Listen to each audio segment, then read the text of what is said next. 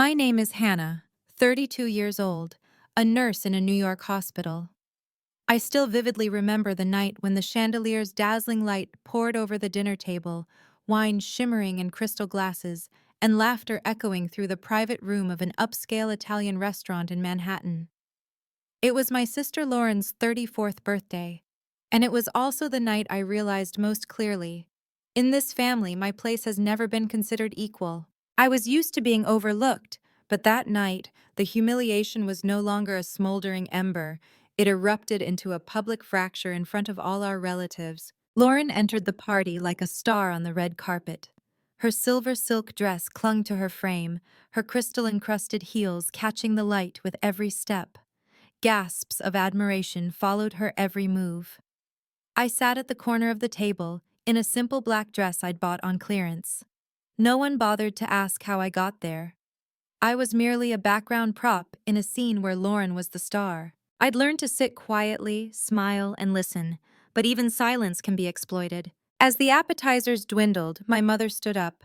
Her glass of red wine glinted against her proud expression. "Tonight," she announced loudly, "we raise a toast to Lauren, the daughter I'm truly proud of." The room erupted in applause, spoons clinking against glasses.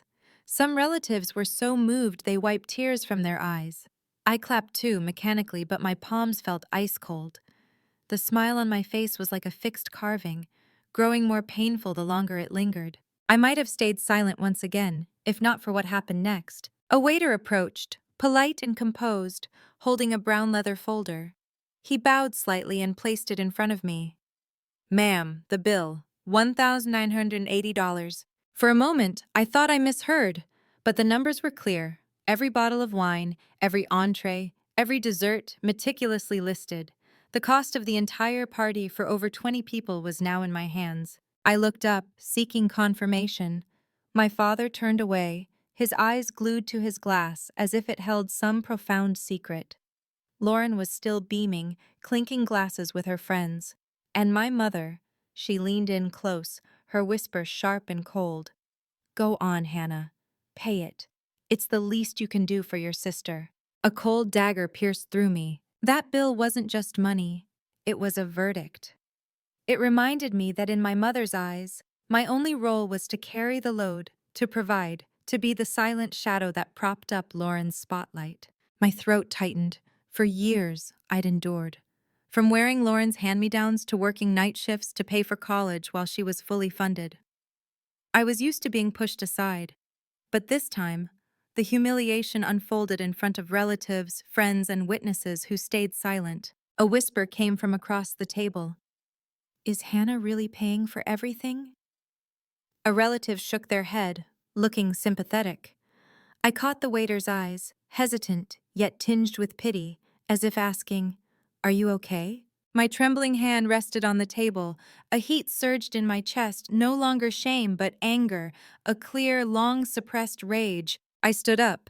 The chair scraped loudly in the now silent room. Laughter and clinking glasses faded. I looked straight at my mother, then at Lauren.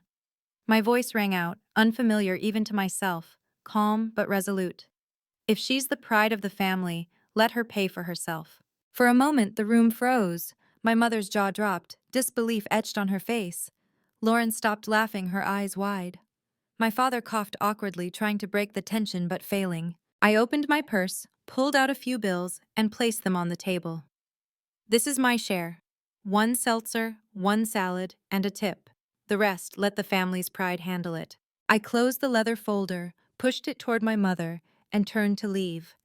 Behind me, chairs shifted, whispers erupted, and camera flashes stopped. No one stopped me. No one called me back. Stepping out of the restaurant, Manhattan's cold air hit my face. I took a deep breath. For the first time in years, my chest felt light. I knew my actions would fracture the family, that they'd label me ungrateful, selfish, or worse. But in the biting night air, I knew I'd done the right thing. I was no longer buying love with my silence. That night, I walked alone through New York streets. Neon lights reflected on the uneven pavement. I thought of Lauren, my mother, my father's silent gaze. All those years of being overlooked flooded back like a slow-motion film. And I knew this was only the beginning. I'd touched the hidden crack in our family. From now on, it could never be mended the same way. I'm sharing this story not for pity. I know many of you have sat in my place, forgotten in your own family, seen as a shadow, forced to carry the weight without recognition. If you've been there, leave a comment and share your story. I want you to know you're not alone. If you think that birthday party and the nearly $2,000 bill were the first time I felt this favoritism, you're wrong. That was just the final drop in an overflowing cup. The seeds of unfairness were planted when I was a 6-year-old child, growing roots so deep I once thought they were normal. I still remember that summer. Lauren, 6 years old, with naturally curly blonde hair and sparkling blue eyes like a milk commercial. My parents enrolled her in the city's most expensive ballet class. The studio gleamed with mirrors, her white tutu pristine, her ballet shoes brand new. Every evening, the whole family took her to class, filming and photographing her, showing her off everywhere. Meanwhile, 80-year-old me sat on a hallway bench with a library book. I dreamed of a summer science camp where kids did experiments. But when I asked my mother, she shook her head. Too expensive. You can join the free library club. It's the same thing. I nodded, but my heart sank. I knew if it was Lauren, the answer would have been different. From then on, the path was set. Lauren got new dresses for every performance.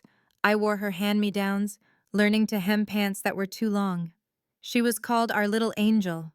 I was told, Hannah's the smart one. It sounded like praise, but it was a cheap consolation. As we grew older, the gap widened. Lauren entered high school with a wardrobe full of the latest brands. I wore worn-out sneakers, working after-school jobs to save for a used computer for advanced math. I stayed up late, fingers aching on a stiff keyboard, while Lauren posted pictures from parties in custom-made dresses. Once I mustered the courage to ask my father, "Why does Lauren get everything paid for, while I have to manage on my own?" He sighed, avoiding my eyes. "You're different, Hannah. You're strong, independent. Lauren needs more." It sounded like an explanation, but it was a sentence. I had to bear the burden because I could. College years made it starkly clear. Lauren studied communications at an expensive private school, fully funded, with a private apartment and monthly allowances. I chose nursing, a grueling field. I didn't ask for a cent, knowing the answer.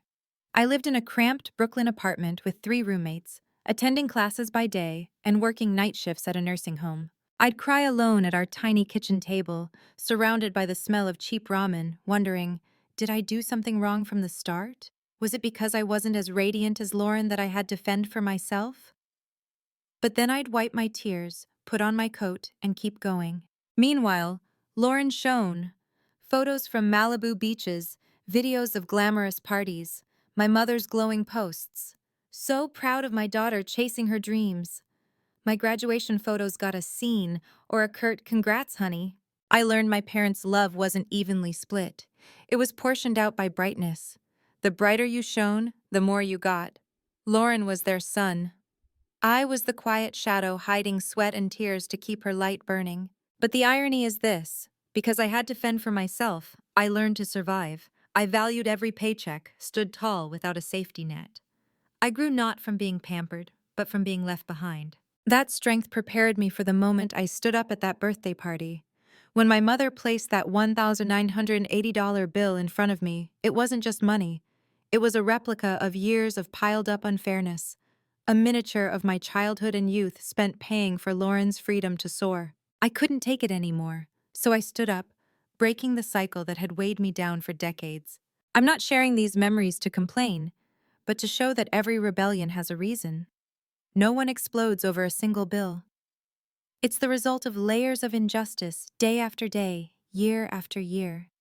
I believe many of you have lived in the shadow of favoritism compared to your siblings. So I ask, if you find my story compelling enough to follow, comment Y. If not, comment N. Have you ever left a room full of family feeling like the biggest stranger? That's how I felt the night after Lauren's birthday party. My phone buzzed relentlessly the next morning. Messages flooded the family group chat. "Hannah, you embarrassed me. Why air our family issues in front of everyone? What an ungrateful daughter." Each word weighed on my heart like stone. Part of me expected this reaction, but a small part hoped my father might defend me. Instead, his silence cut deeper than my mother's accusations. Lauren texted too. "Sis, I just wanted a fun party. Why did you ruin it?"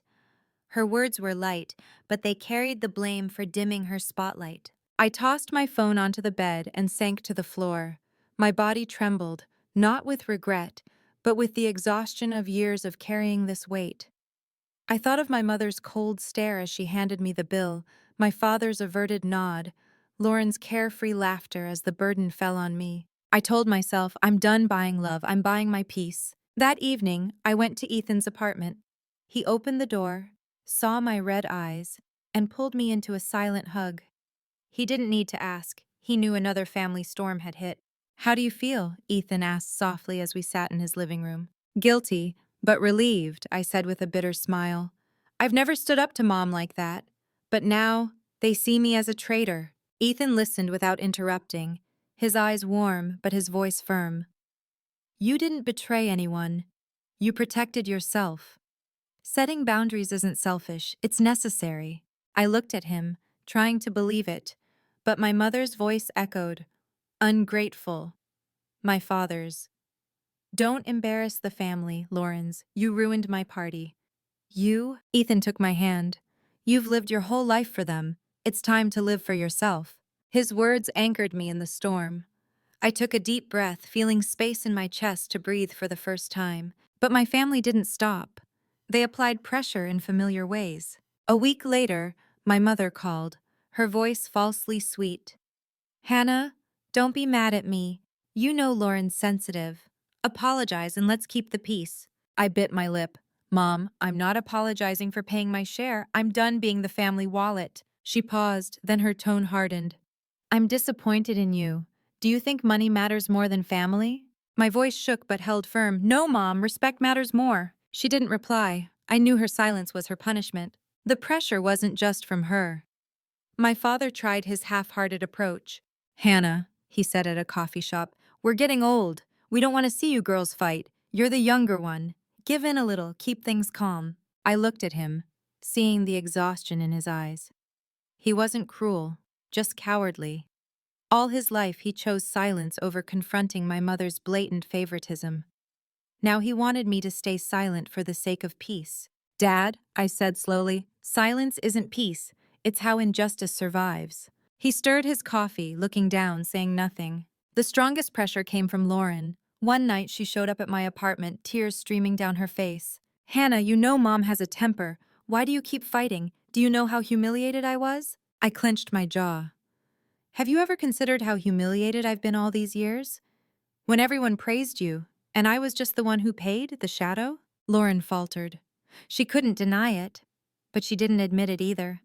She just cried, hoping I'd soften, return to my role as the one who takes it all. I had no tears left. I said, "I'm not going back." The days that followed were a tug-of-war within me. Some nights, I woke up wondering if I was wrong. I'd always been the one to carry the load. By refusing, was I too cold? But then I remembered Ethan's words.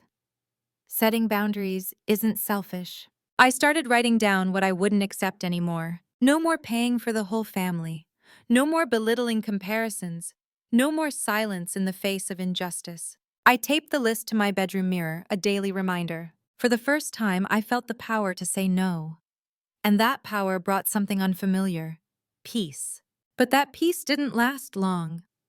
Just as I began to stand firm, Lauren faced a crisis bigger than anything I could have imagined. Late one night, my phone rang. It was Lauren sobbing. "Hannah, I've lost everything, my savings, everything. It's gone. I don't know what to do." I froze on my bed. My golden sister, always pampered and placed on a pedestal, had crumbled. And she was calling me, the sister she'd overlooked. That night, I realized the final drop had overflowed the cup. Not just for me, but for Lauren too. If you want to hear more stories like mine and relate to these struggles, check out my previous videos on this channel. Do you believe someone can lose their entire world in one night? I thought that only happened in movies until Lauren called me at 2 a.m., her voice breaking. "Hannah, I have nothing left. All my savings, everything, gone. I don't know where to turn." I sat up in bed, my heart pounding in the dark. The desperation in Lauren's voice made the air heavy, like a hand gripping my throat. Lauren, the one who flaunted luxury trips, designer dresses, and flashlit parties, was now sobbing for help. As she explained, each word cut into my memories. A business partner had lured her into a high-return investment. She signed the contract, transferred the money. Weeks later, the partner vanished. Her account was empty, bills piling up. She was scammed. "I can't tell Mom and Dad," she cried. "They'd die of shame. You're all I have." Her words stopped me cold. All I have. How many times had I felt that way? Eating ramen to survive while they took her to ballet. Working exhausting night shifts while they funded her parties. Graduating alone while they were in LA with her. How many times was I all I had? Part of me wanted to snap. "Now you know how it feels." But I couldn't. Her broken voice brought back my own memories of desperation. Hungry nights, working through exhaustion, collapsing at my desk. I knew what it was to have no way out. I bit my lip, tears welling up. I was angry, but I cared. The next morning, we met at a small Brooklyn cafe. Lauren walked in, a shadow of her radiant self.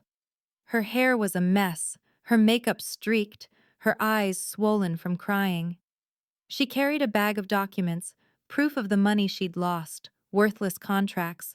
"Here," she said, her voice hoarse, placing the bag on the table. "Almost all my savings from contracts. Gone. I'm behind on rent, too." I flipped through the papers, my heart heavy. Negative balances, red overdue stamps everywhere. I looked at her, seeing a once proud woman now hollow. "I need your help, Hannah. Just a small loan. You're the only one I trust." This was the moment of truth. My mind waged war. Anger screamed. All these years, she got everything, and now she comes to me? Compassion countered. "If you say no, she'll collapse." I took a deep breath. "Lauren, I can't give you money. I'm not flush either, but—" I looked into her eyes, my voice steady. "I can take you to Ethan. He's a financial advisor. He can't get your money back, but he can help you find a way forward." Lauren's eyes widened. "You're saying you won't help?" "No, I'm saying I'll help in the way I can. I'm done being anyone's wallet, but I'll stand by you and help you find solutions." Disappointment flashed in her eyes, then resentment. "I'm begging and you're this cold?" I trembled but held my ground. "This isn't coldness, Lauren. It's a boundary. You're used to getting money, but you never learned to stand on your own when it's gone. Now's the time to learn." She went silent. Tears rolled down her cheeks. In that moment, I saw a different Lauren. Not the shining star, but a lost woman facing the raw truth of failure for the first time. The next day, I took her to Ethan. In his small living room, Ethan spread out her documents, calmly analyzing each debt and contract mistake.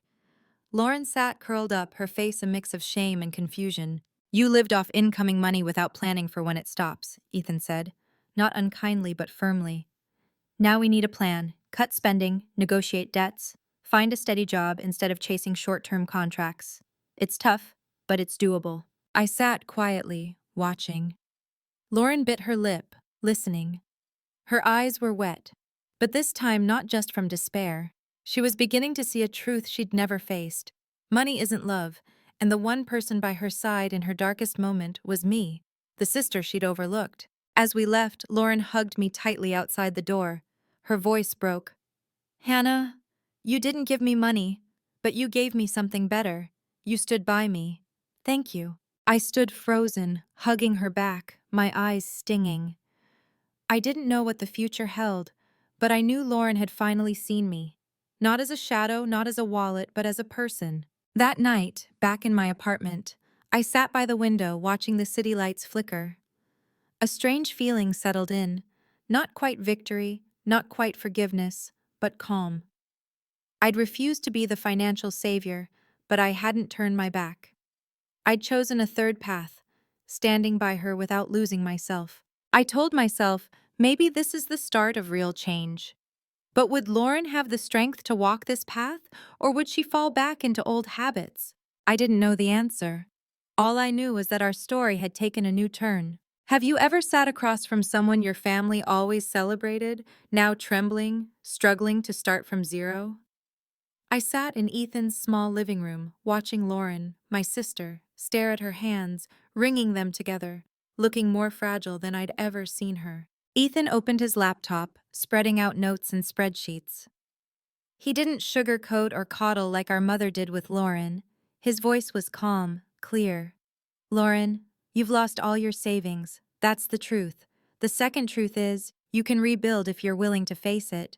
Lauren frowned, a flicker of pride remaining. Easy for you to say. You don't understand the pressure I'm under. Everyone expects me to shine, to succeed. My heart tightened. Yes, I understood pressure, but Lauren had never faced the kind I had. The pressure of mounting bills with pennies in your pocket, choosing between dinner and textbooks. Ethan nodded calmly. I get it, but there's a difference between image pressure and survival pressure. You're in survival mode now. The only way out is to start over. He handed her a sheet labeled 6-month plan. List all debts, rent, credit cards, everything. Negotiate with banks for payment plans to avoid penalties. Cut all luxury spending. No shopping, no parties, no social media image. Find a steady job with a reliable paycheck, not unstable contracts. Lauren's eyes widened. Cut shopping? Parties? What's left of me? Ethan was unfazed. The chance to regain your freedom. Do you want it? The room was tense as a tightrope. I saw resistance in Lauren's eyes, but also a spark of fear, the realization that without change, she'd have nothing left to lose. That evening wasn't easy. Lauren argued, defended herself, then broke down crying. I sat silently, torn between pity and exhaustion. I wanted to scream, "Do you know how I've lived? Do you know what I've endured?" But I held back. This wasn't about who suffered more. It was about Lauren learning a lesson I'd learned long ago. Survival means standing on your own. Ethan didn't waver, but he was patient. He let Lauren vent, then returned to the plan, repeating, "You have a choice. Keep sinking or start over." Finally, Lauren sighed, her head dropping to the table. "Okay, I'll try," she said, her voice raw. I gently squeezed her hand, my heart swirling with emotions. For the first time, my sister wasn't leaning on our parents or money, she was starting to accept change. The days that followed were a challenge. I went with Lauren to the bank to negotiate her debts. I watched her face flush with shame as she admitted her financial state. We shopped at a discount supermarket, no glittering lights, just clearance items I knew well. Lauren fumbled, learning to weigh the real value of things for the first time. One day, we ate sandwiches in the park instead of a restaurant. Lauren sighed at her sandwich. I never thought a simple meal could feel so peaceful. I smiled. That's because you earned it. It tastes different. Her eyes glistened, as if she finally understood what I'd lived with for years. The most moving moment came after a small group meeting with Ethan. He gave Lauren a detailed plan. Pay off 40% of her debt in 3 months, the rest gradually. Lauren read it carefully, then turned to me, tears in her eyes. "Hannah," she whispered, "you didn't give me money, but you gave me something better, your support. That's real love." My heart clenched. Years of being overlooked, compared, forgotten, all wrapped in that sentence. My tears fell, not from sadness, but from being seen for the first time by the person who'd always stood on the family's highest pedestal, my sister. I hugged her, whispering, "We'll keep going together, but this time you walk on your own." From then on, Lauren began to change. No more lavish social media posts. She started a modest job at a small company, not glamorous, but steady. She learned to cook, budget, and even texted me excitedly. "Sis, I got clearance shoes and didn't feel ashamed." I smiled, reading her message. This was what I'd hoped for, not her downfall, but her growth. But I knew this was just the beginning.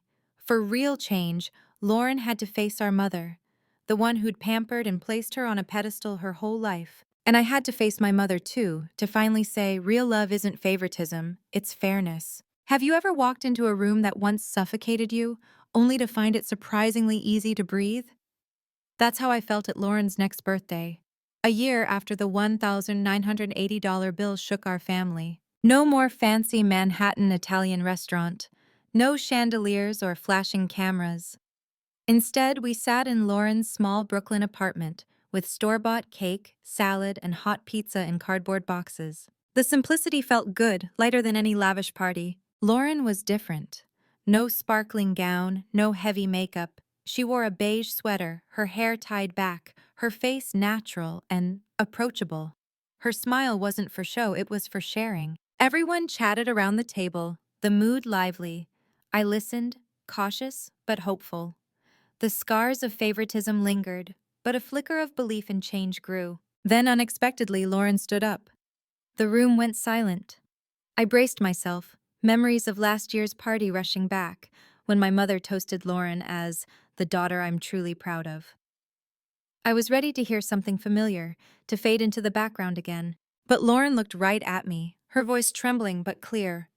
This year, I don't want to talk about myself. I'm proud of Hannah, my sister who taught me what real love is. The room froze.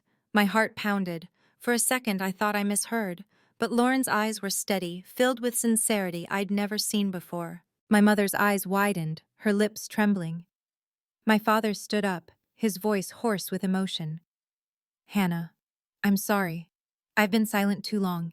My silence hurt you more than any words. From now on, I won't stay quiet. I looked at him, choking up. For the first time, I saw courage in his eyes, something he'd lacked for years. My mother sat still, her eyes glistening, her face a mix of pride and shock. I expected her to argue, as always, but she didn't. She clutched a napkin, her shoulders trembling. She wasn't fully changed, maybe she never would be, but her silence was progress. I took a deep breath, warmth spreading through my chest. Not because I won. I didn't want a win-lose battle, I just wanted fairness, to be seen as a person. In that moment, after 32 years, I finally felt it, acknowledgement. After the party, we cleared the table. Lauren leaned in and whispered, "Thank you for not giving up on me. If you'd given me money that day, I'd never have learned to stand on my own. You gave me something better, your support." I smiled. I just did what family should have done all along, give each other a chance to grow. In that moment, I was no longer a faint shadow, nor was she a blinding sun. We were two women, two sisters, learning to walk side by side as equals. I looked around the small apartment, empty pizza boxes, lingering laughter. I realized peace doesn't come from where you eat or what you wear, it comes from being yourself in that room. That night, for the first time in years, I felt I truly belonged. I'm not sharing this story for admiration. I'm sharing it because I know many of you are like me, overlooked, compared, burdened because you can handle it. I want you to know, you have the right to set boundaries, to demand respect. Sometimes those boundaries teach others what real love is. My story doesn't end with applause in a fancy restaurant, but with a quiet smile in a small apartment. Not victory, but peace. Not bitterness, but compassion. I stopped being the family's ATM. I became a symbol of something else. The power of boundaries and healthy love. Looking back, I see that family doesn't always mean fairness. Sometimes we grow up in favoritism, in forgotten shadows. But those cracks forged my strength to stand up, set boundaries, and demand respect. I learned that love can't be bought with money or endless sacrifice. Real love is presence, standing together through hardship, acknowledging and changing for each other. Lauren has changed, my father has spoken up, and even my mother, though not fully, has taken her first steps. I'm no longer a faint shadow, but an equal part of the family. Most importantly, I've found peace in my own heart. If you've felt what I've felt, know you're not alone. You deserve fairness and real love. If this story resonates, leave a comment, like, and follow my channel for more human stories.